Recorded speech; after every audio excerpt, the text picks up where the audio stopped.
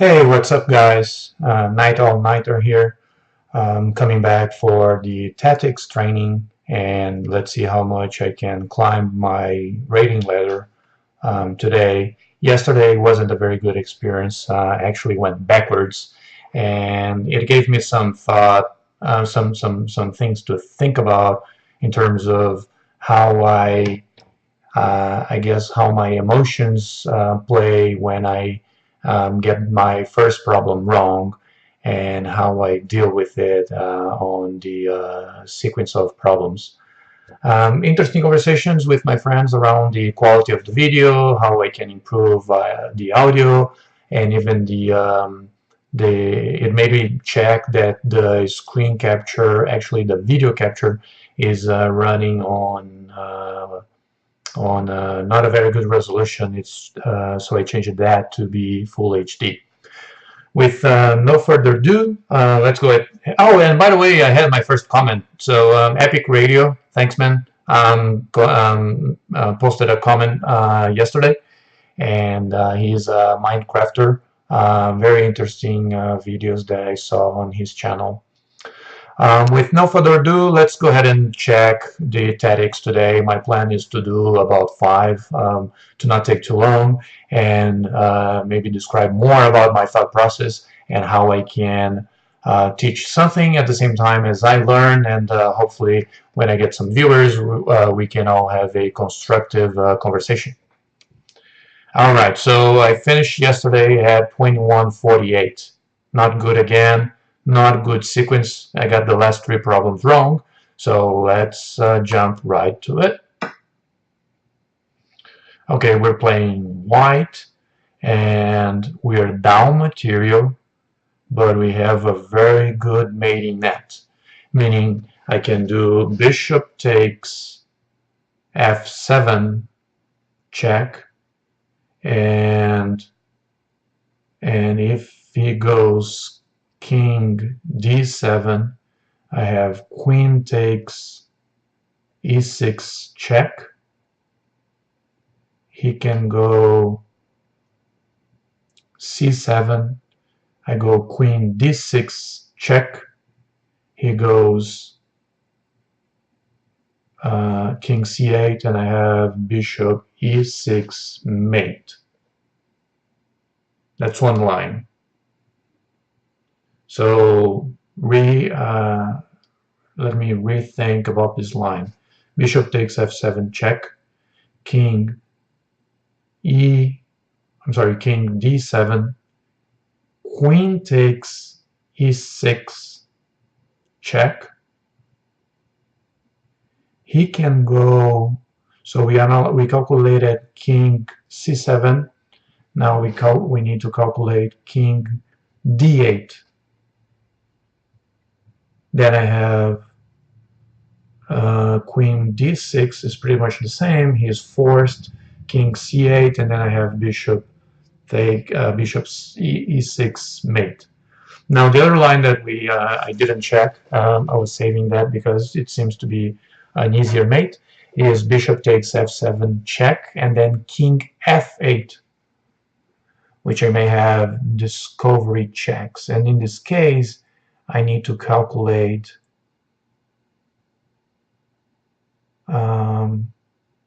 it's actually pretty simple. It's bishop takes e6, discover check, king e8 forced, queen f7 check, queen d7 mate. Let's go for it.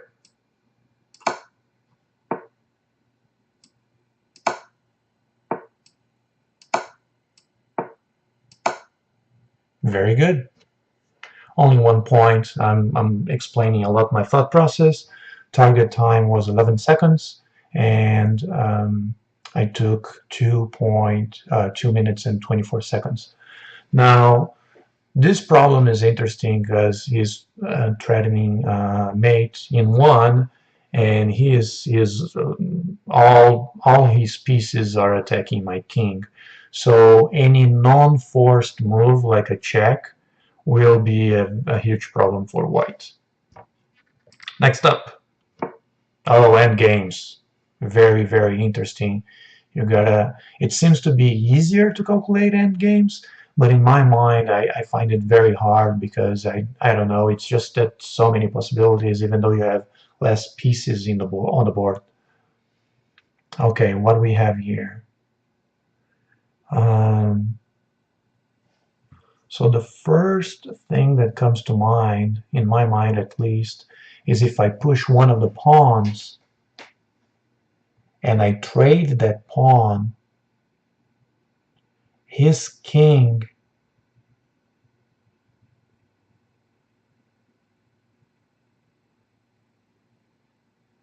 the problem is my king needs to be in front of my pawn in a king and pawn endgame. So the question is, can I get my king in front of the pawn if I go ahead and push my pawn, one of the pawns right away? To me, it seems the answer is yes, but since I have two pawns here, which one to push to be easier? I'm thinking to push the b pawn, so a center pawn is easier, so I don't stalemate him on the a file. Yes, because if I push my king to c4, and let's say he moves to d2, and let's say I go around it with king b3, I have nothing because he goes king d3, and I'm stuck. Actually, it's draw because I'm gonna not be able to go back to protect my other pawn. So let's see, and I got it wrong, hugely wrong.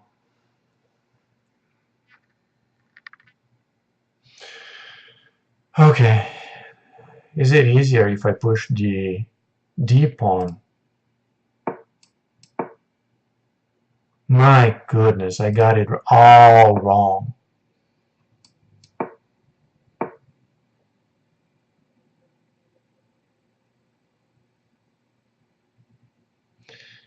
Huh.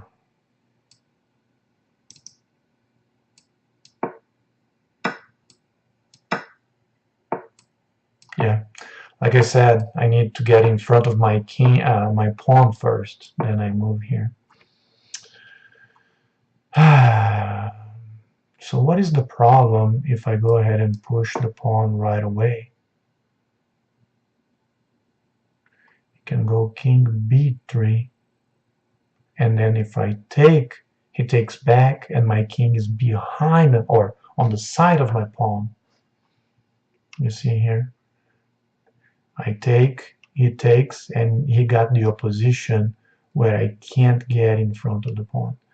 If he takes and I take, he then gets again the opposition. Yeah, yeah. This is all about learning, and I just messed up 14 points. And the problem is rated at 1800. My rating just got down to 2135. Okay. No problem, no problem. I've seen this problem before. I'm thinking it's either knight g3 check, pawn takes knight, forced, queen takes g2 check, bishop f2 forced,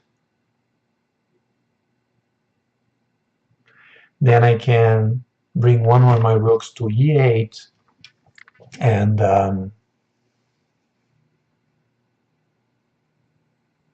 he needs to block, and I will capture material with a pawn, and then the follow-up goes on and on.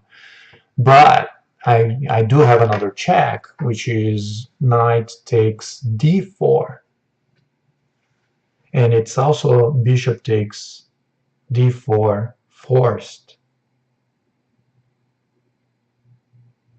And if I check with one of my rooks on e1 or e8, he can simply bring back the bishop.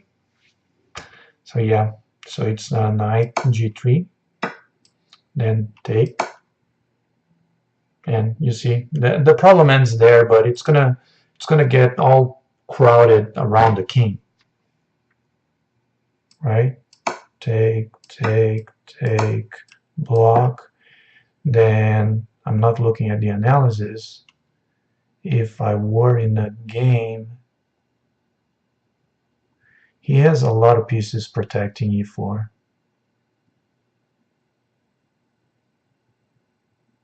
What would I do first here? Should I capture g3 or bring one of the rooks to e8, as I said? If I capture g3, he can go rook f1, and I just keep piling up with rook h2.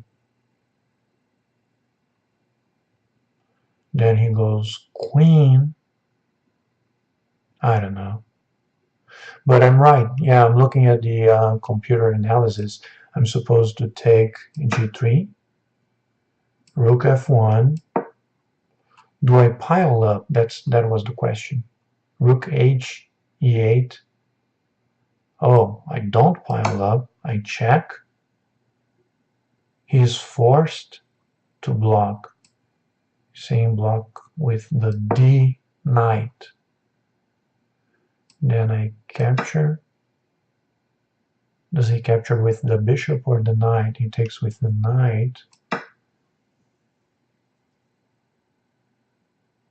And then I can push the f-pawn, right? He's saying rook takes e4. And he's talking, he's advising king d2 to try to escape. But what happens if he captures? Capture, yeah. Queen takes e4 check. King d2, then I probably bring my bishop. Bishop takes f2. Yeah, anyways, it's just, you know, capitalizing on material. Let's go to the next problem. This is the third problem today. I got one wrong already, so I need to focus. His queen is pinned. His queen is pinned.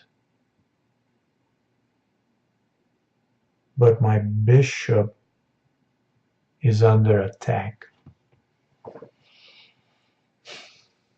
I don't have checks.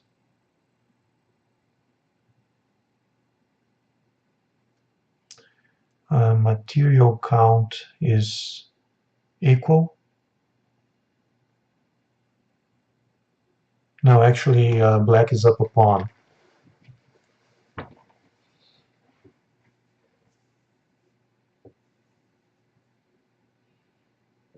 So what happens if bishop takes g5? Bishop takes g5, queen takes g5.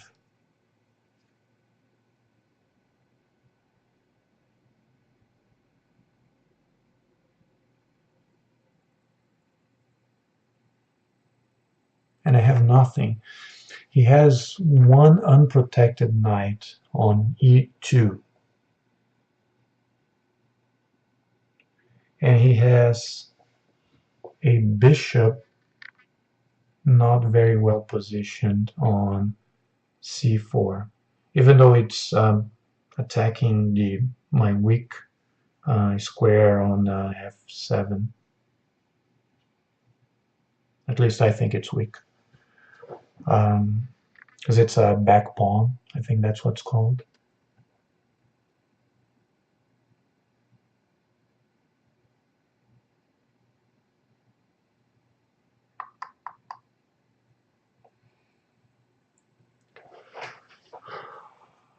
I have knight e5 right away, and if he goes rook takes f 6. I have nothing.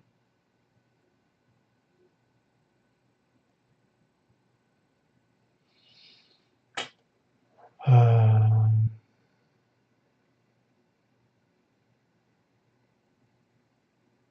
hmm.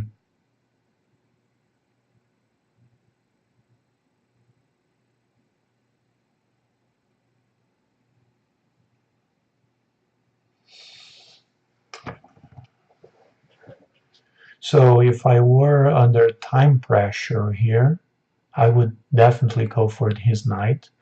I would trade there, and then I would um, put my knight on e5. But that's very passive, and given this is tactics, I really need to look for black winning material, or worst case positional advantage, which trading the knight in my mind doesn't give me any position advantage, and actually it's a slow move because white has the initiative. He doesn't have to move his bishop on c4 because it's protected. Sorry.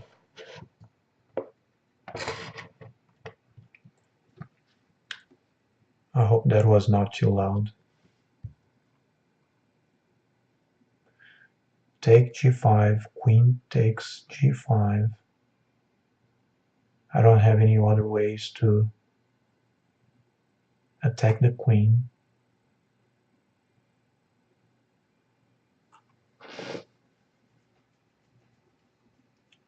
Now, if I move my bishop away, and let's say he takes knight takes f7, my knight takes f7,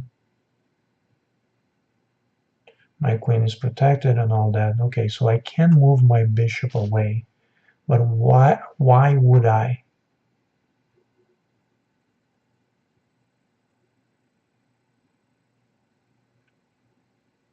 Why would I? What is the move here? What is the move? Crazy stuff. Crazy. If I had a way to attack his queen with my knight moving to f... No. I was going to say moving to f5. He's running a little bit out of squares if I... Nah, yeah, forget it. It's crazy. No.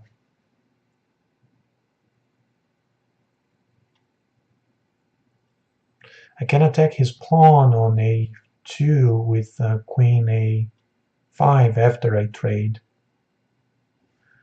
Okay, I'm taking too long. It's been 5 minutes on this problem already. Shoot! Come on. Take. What next? What's the follow-up? I don't see black being better here. Why is black better here? Rook c7. Why is black better?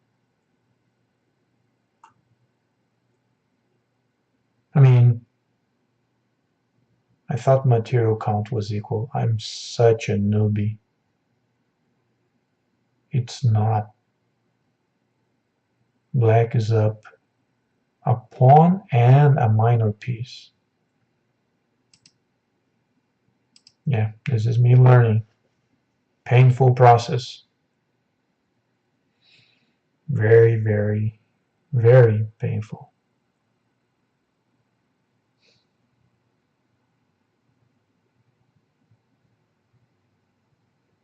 So the f3 square here is a juicy fork.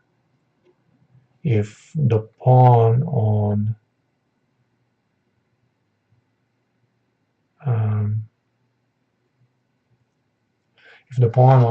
g2 wasn't protecting it. So if I ignore that,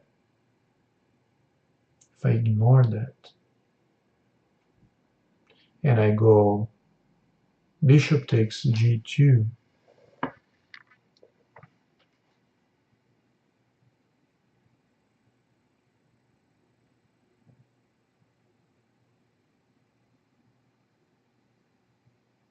He needs to take my queen.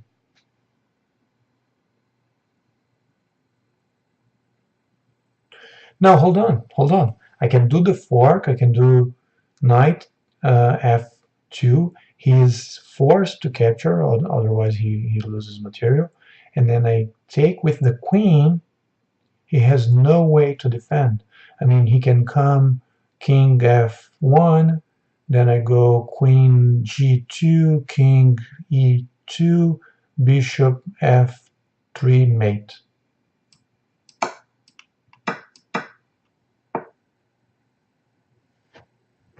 Ah, yeah, in this case, I'm thinking f5.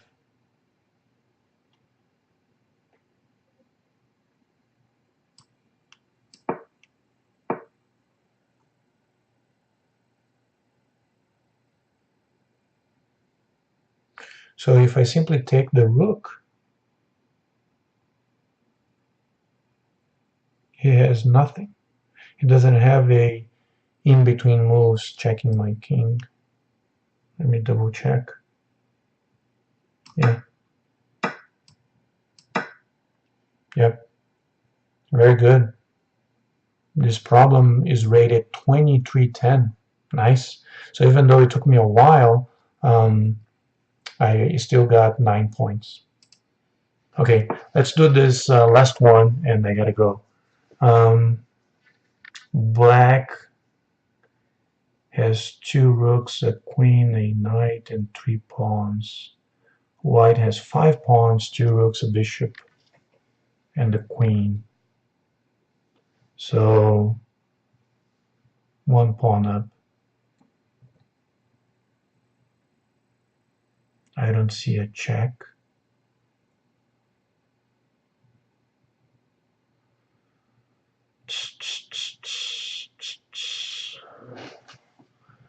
I don't see a mate. And I see a lot of unprotected pieces.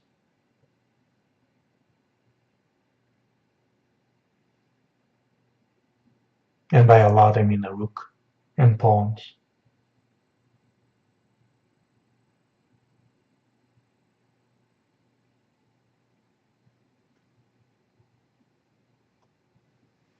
So if I go attack that rook with d6, what does it buy me?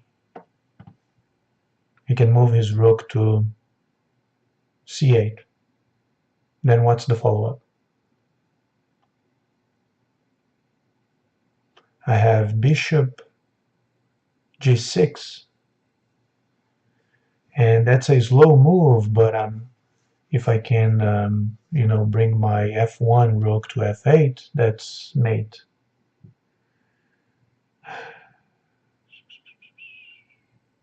Yeah, no, but it's not it. It's too slow. Too slow. Too slow. Slow. Slow. Can I attack the queen? No, because the queen can take my d4 pawn with attacking my queen. Too slow.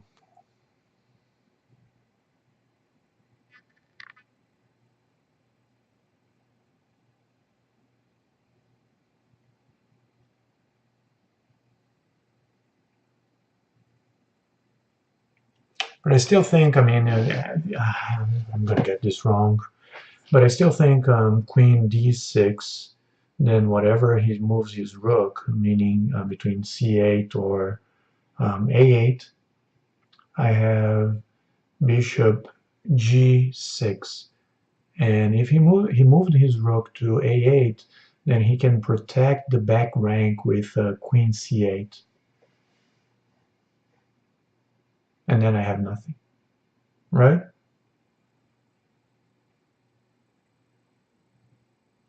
Well, I captured the bishop. I'm sorry, I captured the d3 rook. Let's try that.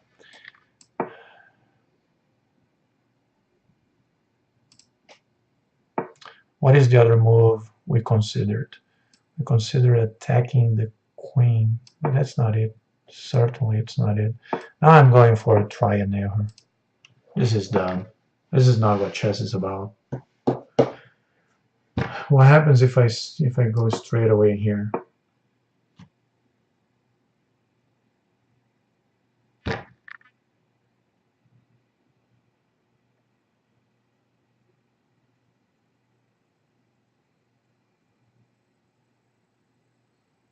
Yeah. So it was a mate thread with winning material. That's one very interesting, in my mind, concept of fork. You push a mate, and he needs to give up material to prevent mate. So why is queen d6 not working? I thought he would go a8, right? Oh, he trades right away. But what's the difference? Queen takes a1. Ah, of course. Now, if I go here, why didn't he take? Take, and he can defend with c8. That's pretty simple defense. And then I capture a free rook. That's why he moved his rook to g8, so that when I capture the rook with the pawn, he can recapture with the queen and be down the exchange, but not a free piece, as it is in this scenario. Okay, I'm gonna wrap up here. I got the last one wrong, and that was terrible. And the end game, this end game was very interesting. I definitely will remember that. I will remember. I will remember. All right, it's time to start summer. Kids' last day in school was today. They're very, very happy. I have two girls. I'm thinking about doing some barbecue tonight. Probably take them to the lake tomorrow or Sunday, depending on the weather. I'm gonna take one of my bikes for a spin. Probably it's gonna be the speed bike. And do a little bit of work, as there is always email piling up at my work, and it's been fun. Chess is one of the reasons I like. One of the reasons I like chess is it kind of consumes my mind, so I can't think about work. As a matter of fact, I need to send some emails right away, right after I wrap up here, and at least chess makes me forget about everything else. It consumes my mind so much that I can't think of other stuff as I am trying to solve these problems or trying to play a game or doing anything fun. Like even watching a game, it really consumes a lot of energy to keep up with the game or keep up with the lessons. Cool, guys. It was a interesting session. Not my best, not as terrible as yesterday, but all good. All right. Have a good weekend. Have a good day.